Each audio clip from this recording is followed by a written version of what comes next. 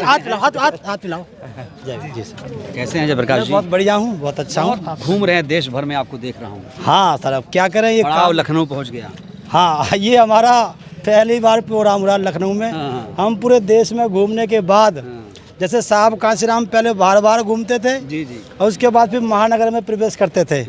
उनको पता थी कि महानगर के लोग कम आएंगे, तो बाहर से लोगों को पहले तैयार करते थे, और जब उनको यकीन था कि बाहर के लोग आ सकते हैं तो वो जाकर के शहर में प्रवेश करते थे। आपका गमछा नहीं है आज? गमछा ला दिखाओ भाई। गमछा में कौन से नहीं, मुझसे ये कह दिया था भाई, मुझसे ये कह दिया था क्या? कि जो है गमछा अगर लगाएगा, बहन जी का फोटो लगाएगा और बसपा की चुनाव चिन्हाती लगाएगा तो उस पर FIR कर दी जाएगी। किसने कहा? ये जिलाध्यक्षों का फरमान है। अच्छा, फरमान। मेरे पास में उसके वो भी है, क्या बोलते हैं, नहीं उसके बाद में भी हुआ है। उसके बाद में इटावा में जब हमने प्रोग्राम किया था वहाँ के तो उसमें ये भी, आपने लगा लिया, दिक्कत तो नहीं आएगी अब? ये मेरे दिल में बसता है, ये हमारे खून में बसता है। हमने कहा कि इसके साथ हम आखिरी समय तक चलेंगे। ये हमारे समाज की, बाबा साहब की, फूले साहब की, महापुरुषों की विरासत है। इसको हम बचाने के लिए आखिरी सांस तक लड़ेंगे। नहीं, इतना जोश, इतना जज्बा आता कहाँ से आप में? साहब कांशीराम को पढ़ा है हमने, अच्छा, उनका दर्द हम लोगों ने सहा है। हम कैसे इस मूवमेंट को पीछे चले जाने दें? ये तो कन्फर्म है कि जा चुका है। हम 30% से 6% पे आ गए हैं। इसको कौन जुटला सकता है? 10%। नहीं, उपचुनाव में 6.3 है हम लोग। जो लेटेस्ट चुनाव है वो 6.3 का है, तो हम यहाँ तक पहुँच चुके हैं। इस बात का दर्द होता है, सभी लोगों को दर्द है इस बात का। मिशन, आपने एक शब्द लिखा, मिशन बचाओ। हाँ, देश बचाओ। मतलब मिशन नहीं बच रहा है, ऐसा है कुछ? मिशन जिस प्रकार से जिस अपेक्स पोजीशन पे पहुंच गया था उत्तर प्रदेश में हमारा, जब उत्तर प्रदेश में हमारी ताकत आती है तो आसपास के स्टेटों के अंदर हमारे जोश आता है। उस जोश को वो आज उत्तर प्रदेश के बाहर सभी स्टेटों में हम 90% 95% कमज़ोर हो चुके हैं वोट ऑफ परसेंटेज के हिसाब से। कितने राज्यों के लोग आपके? लगभग 11 स्टेट के रिप्रेजेंटेटिव यहाँ पर रहेंगे। हमने यहाँ पे उन लोगों को इनवाइट किया है। आप अगर देखेंगे, हम आपको बताना चाहते हैं, हम केवल लोगों को इनवाइट करने के लिए गए हैं और ये सारे साथी यहाँ पर खड़े हुए हैं। लोग तो की बात है मेरी बात 1 सेकंड की है कि हमने केवल साथियों को इनवाइट किया है। उसके बाद हमने किसी को रिमाइंड नहीं किया कि आप आ रहे हैं या नहीं आ रहे हैं। अगर किसी ने कहा मेरे इतने आदमी आएंगे, हमने कहा ठीक है। मैंने उनसे ये भी नहीं पूछा भी कर दिया। सारी व्यवस्था है यहाँ पे, कम से कम 300 लोगों की ठहरने की व्यवस्था है। बहुत मात्रा में लोग निकले हुए हैं, मेरे पास में मैसेज आ चुके हैं। ये 2 बजे ये हॉल आपका गचागच भर जाएगा और ये बुद्धिजीवी लोगों का पहला कार्यक्रम होगा जो वास्तव में इस मूवमेंट को ऊंचाई तक पहुँचाने के लिए यहाँ से नींव रखी जाएगी। चिंतन करके फिर क्या करेंगे? चिंतन के बाद समाधान निकलता है। ये रिसर्च का प्रोसेस है। पहले आपके पास चिंता, पहले प्रॉब्लम होती है। प्रॉब्लम जब बढ़ती है तो चिंता क्रिएट होती है। जब चिंता अगले स्टेप जब धारण करती है तो वो चिंतन हो जाता है। तो चिंतन बोलते हैं एनालिसिस को। उसके बाद होता है निष्कर्ष। तो यहाँ से निष्कर्ष लेकर उठेंगे हम कि हमें इस कदम तो बहन जी के मेज पर वो रिपोर्ट रखी जाएगी? बहन जी के मुझे जानकारी मिली है कि यहाँ पर जो है कुछ साथी भेजे गए हैं जो पूरी रिकॉर्डिंग करेंगे। अच्छा। ठीक है, रिकॉर्ड तो हम भी कर रहे हैं। हाँ, आप भी करोगे। अंदर की रिकॉर्डिंग, जो अंदर कौन क्या बोल रहा है, अच्छा। तो उसकी रिकॉर्डिंग होगी। अभी मुझे जानकारी मिली कि बसपा के बड़े नेता की वो है, इसका एड्रेस बता दो। तो वो जो है वहाँ पे लोग आएंगे यहाँ पे अंदर, वो एक एक व्यक्ति को रिकॉर्ड करेंगे, किसने क्या बोला, हमको रिकॉर्ड करेंगे। ये सीधी बात बहन जी। आज आप कहीं ऐसा नहीं संकोच हो जाए कुछ, ये नहीं बोलना, ये नहीं बोलना? मैं तो हमेशा खुला बोलता हूँ। मैं तो दुआदार देखता हूँ कि किस लेवल का व्यक्ति बैठा हुआ है। यहाँ सारे वक्ता हैं, यहाँ पर मैं सुनूंगा कि इन परिस्थितियों में इस मूवमेंट को, पार्टी को कैसे मजबूत किया जाए। कमजोर तो हो चुकी है, हो चुका मूवमेंट तो कमजोर हो चुका है। अरे बसपा समर्थक नाराज हो जाएंगे आपके ऊपर? नहीं, 30% से 6% पे हम आ चुके हैं। इसमें कौन डिनाई कर सकता है। लेकिन हम ये कह रहे हैं कि आगे बढ़े, क्योंकि किसी भी कीमत पे समाज मूवमेंट के लोग इसको बचाना चाहते हैं। एक चीज़ जयप्रकाश जी, लोग कहते हैं कि जयप्रकाश जी ने अगर इतना ही संघर्ष किया तो भैया 1-2 सीट जिता देते। कई सारे लोगों ने विश्लेषण भी किया आपके ऊपर। हाँ, ये बात कही है, लेकिन मैं अंदर का पार्ट नहीं हूँ ना। अच्छा।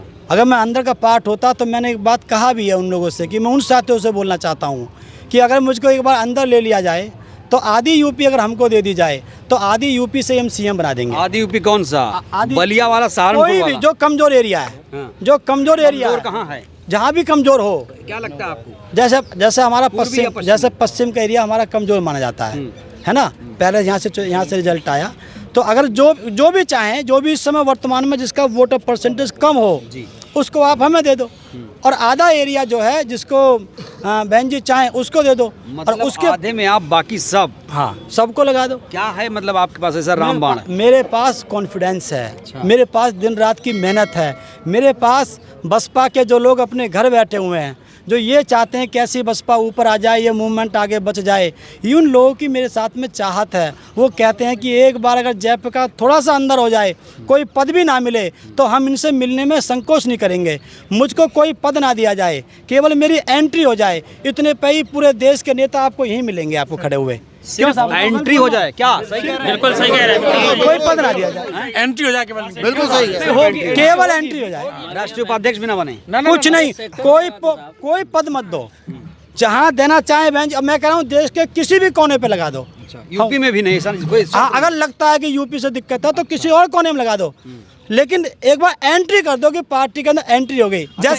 जैसे लोगों ने कहा कि भाई आकाश आनंद जी ने माफ़ीनामा मांगा, जी जी, ठीक है, अच्छी बात है। उनको दोपहर को माना माफ़ीनामा, शाम को 6 बजे मांगा, 8:30 बजे रात में एंट्री। हाँ, जो भी मान जान के।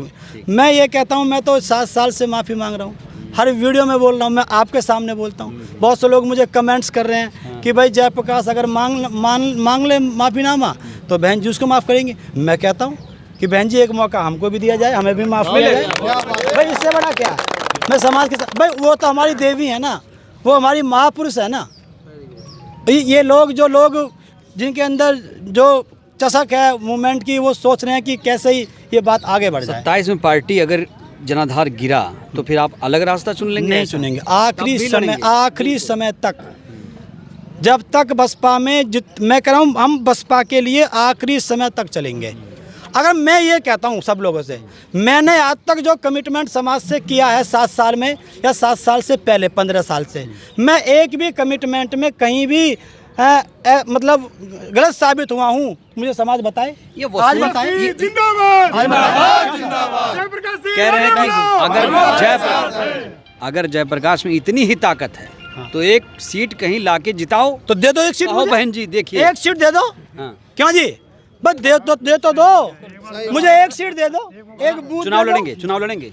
नहीं, बसपा के लिए काम करेंगे, चुनाव नहीं लड़ेंगे? हम ही लड़ेंगे चुनाव, हम बसपा के लिए काम करेंगे। जयप्रकाश चुनाव क्यों नहीं लड़ना चाहते? क्योंकि जैसे साहब कांसराम ने कहा था कि मिशन मूवमेंट बड़ी चीज़ है, पार्टी छोटी चीज़ है। हार जीत विधायक सांसद छोटी चीज़ है, सामाजिक परिवर्तन का आंदोलन बड़ी चीज़ है। आप सोए हैं और सुबह 8 बजे घंटी बजे बहन जी की, हाँ, जयप्रकाश आओ, तो क्या करेंगे? बहन जी बहुत बहुत धन्यवाद। मैं आप आँख खोलो, मैं अभी पहुँचा आपके वहाँ।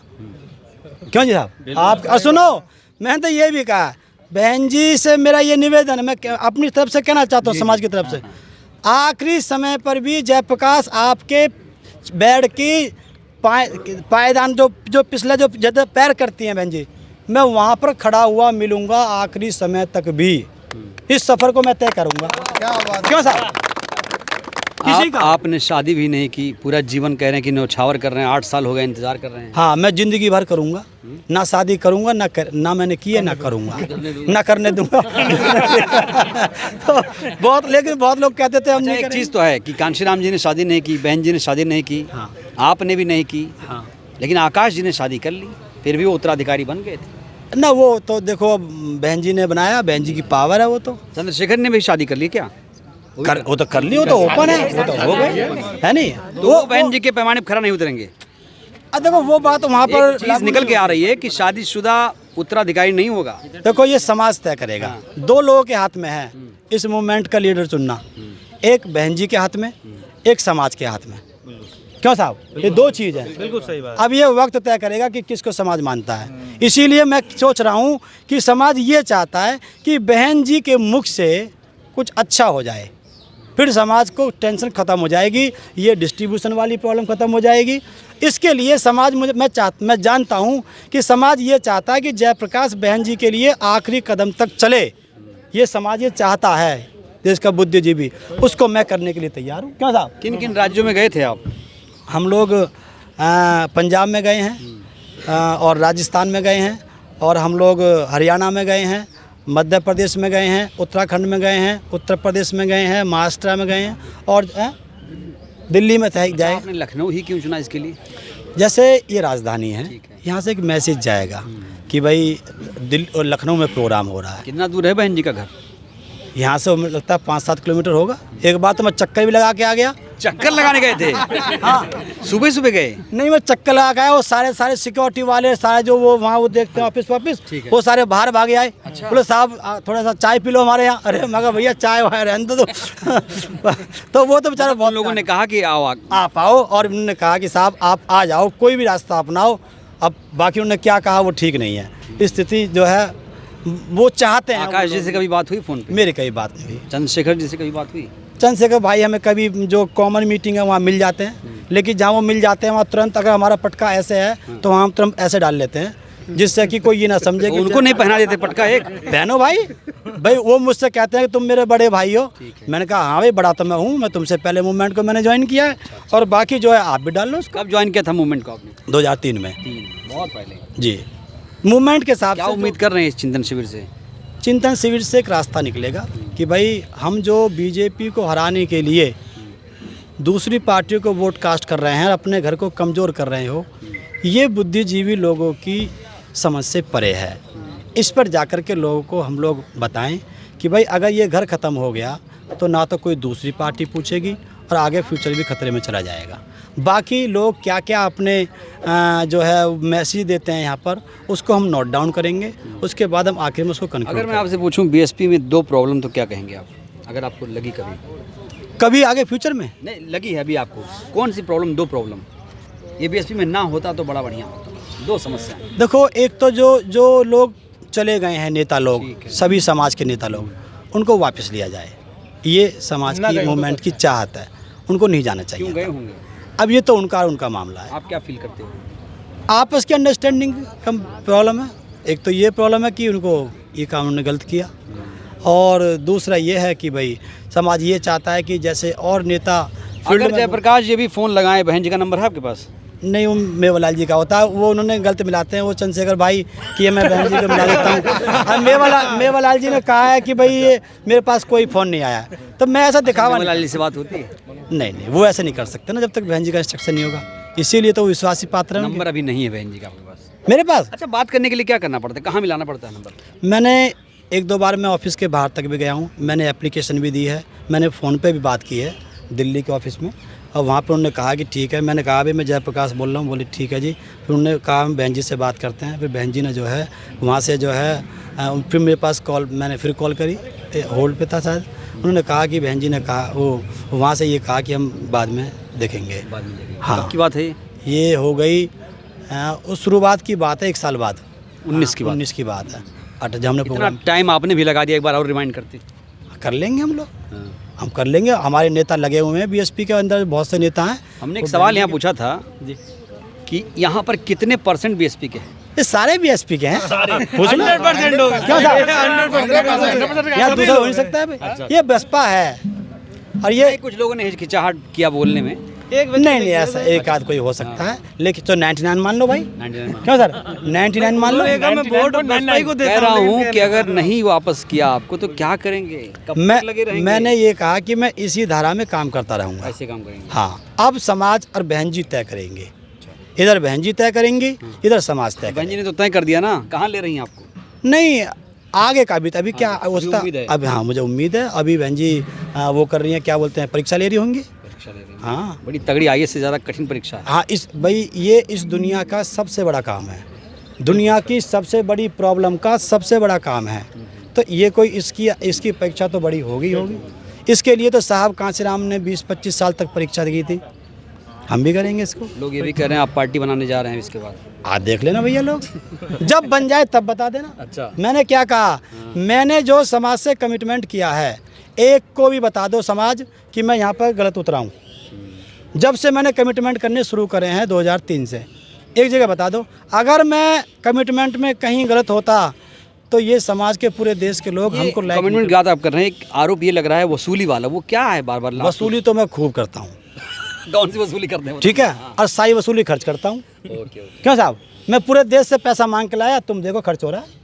क्यों साहब? खाने की व्यवस्था है, 1.5 लाख के आसपास तो तुम्हारा ठहरने की व्यवस्था है, सबके एसी वाला। मैं कहा भैया अच्छा एसी में रहो सब लोग, क्यों साहब? खाने की व्यवस्था है अंदर, हॉल। क्यों सर बताओ? किसी ने इन सब लोगों ने हॉल बुक कराया, बहुत अच्छी बात। तो हमारे पास लगभग 8 लाख के आसपास खर्च कलेक्शन आया है। अरे अरे ठीक है साहब, खुला बोलता हूँ मैं तो। मैंने तो पहले भी कहा था कि 1.5 करोड़ रुपए मेरे पास वहाँ से आया, तो उसमें 4 लाख रुपया हमारा उसको कलेक्शन करने में, इनवाइट करने में खर्च हो गया। डेटा पूरा। क्यों साहब? और 4 के आसपास हमारे पास रखा हुआ है।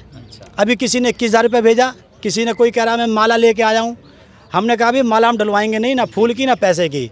आपने जितने की पैसे की माला उतना आप उसको बोल देना। तो ये सब बीएसपी लोगों की ने वजह, दिया। बीएसपी की वजह से प्यार मिल रहा है आपको? बिल्कुल, मैं बीएसपी से अलग हट जाऊं, अभी कहेंगे भैया तेरे जैसे कितने आए कितने चले गए। क्यों साहब? चलिए, आपको क्यों साहब बताओ? बहुत बहुत शुभकामनाएं आपको, Thank you, आपके साहब। कार्यक्रम के लिए।